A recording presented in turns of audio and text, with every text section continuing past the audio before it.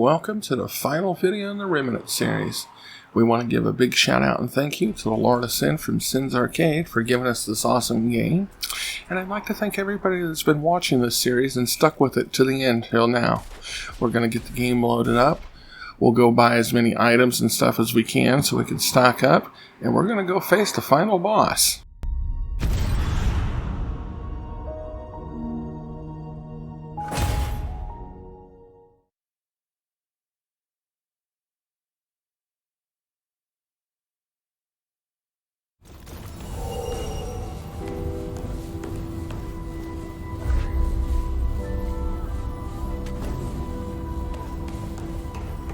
Adrenaline, Bloodwort, Frenzy Dust are all going to be the main items that we use in the battle. Our ammo boxes will come in handy, and we're also going to use our last golden plum to give us some regeneration, because that's going to be a very important factor in one part of the battle.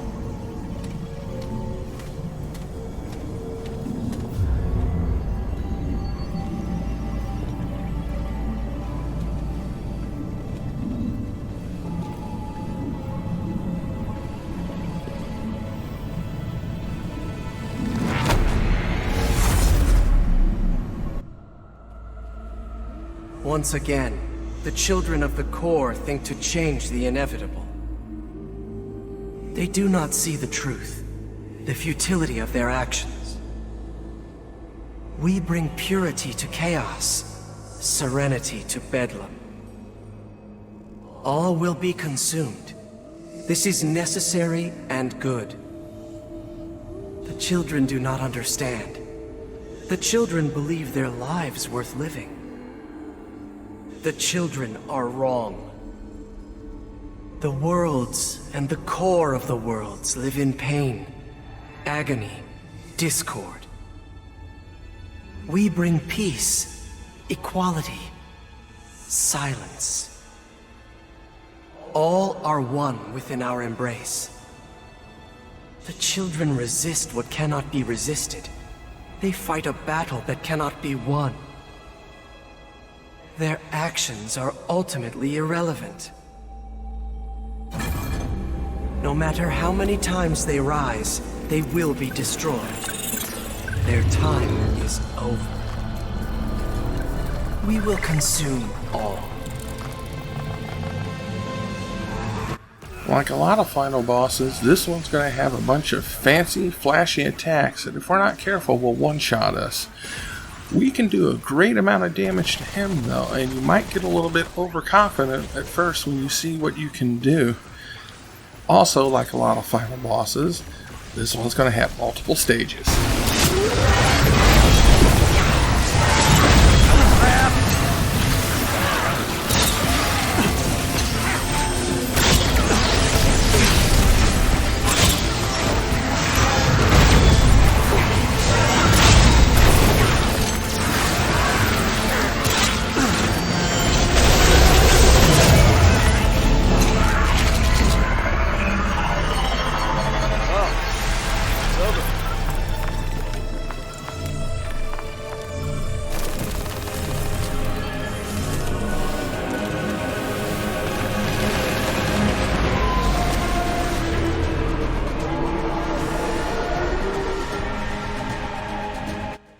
Now the real battle begins, and unlike the first part of the battle, our weapons ain't going to do shit to this new form. We need to avoid his attacks that he's going to be firing at us, because they will definitely one-hit kill you. You need to try and stay as far away from him as possible so you can give yourself time to dodge. You can take a few shots at him here and there just to kind of anger him a little. What you're waiting for is he's going to teleport you to another zone. And in that zone, you're going to want to defeat the enemies in there to gain stacks of a damage bonus. The zone, though, is going to have several problems because you're going to be taking damage just from being in there. That's where healing items are going to come in. Once you get used to the enemy's attack pattern, you'll be able to figure out the time when you should use healing items and other buff items to help you win this battle.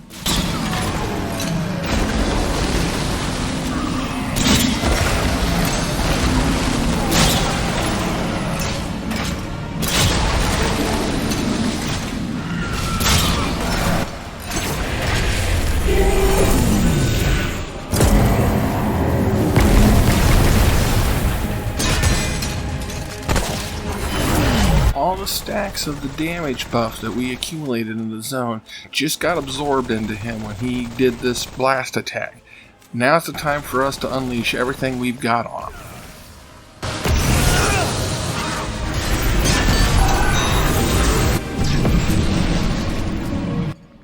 This is how the boss battle's going to go.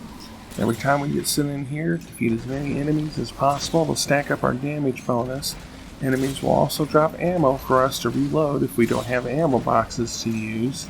You also want to keep an eye on your health bar, because as long as you're avoiding the enemy's main attacks, this is where you're going to be taking your most damage, so you definitely want to keep an eye on things in here.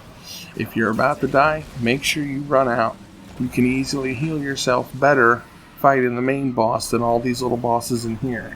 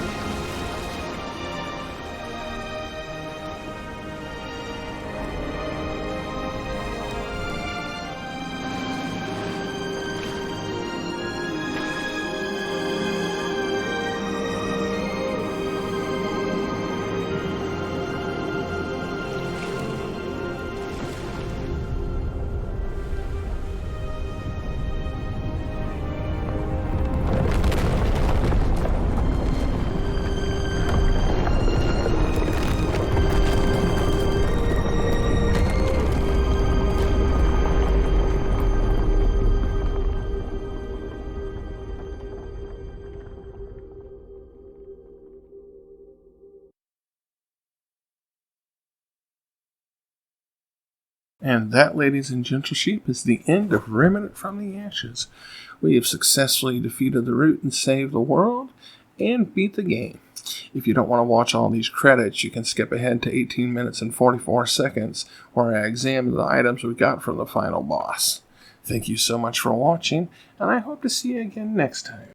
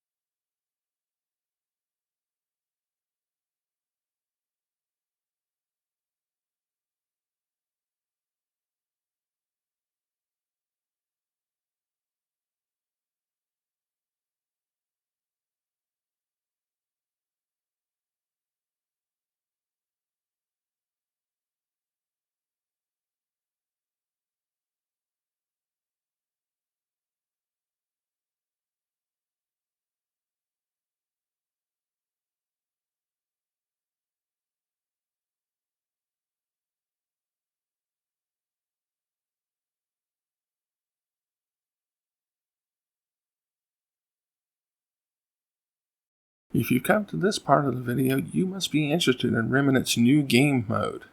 We can re-roll the campaign, as they call it, and start all the way over from the beginning with all the items, armor, and weapons that we've acquired so far. This will allow us to make different choices in dialogue and different choices of who to side with, and we may even come across new enemies and bosses that we didn't see the first time. The Orb of Undoing allows us to reset our trait points. This is helpful in case we feel like we've made any mistakes in the way we've upgraded our character through the game.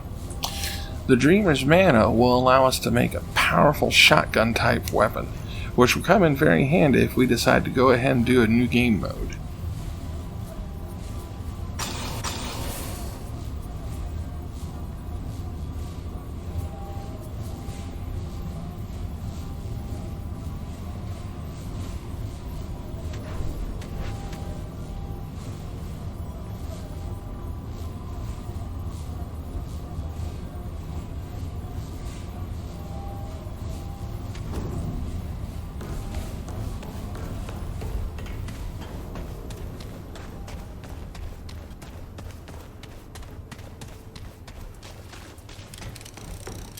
What now? Yeah? Better be worth my time.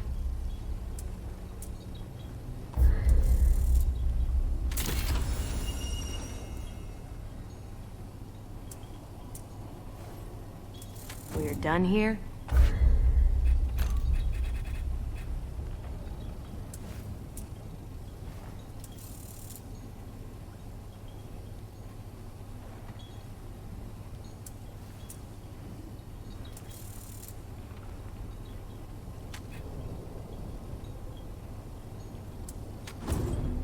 This brings us to the end of the Remnant video series.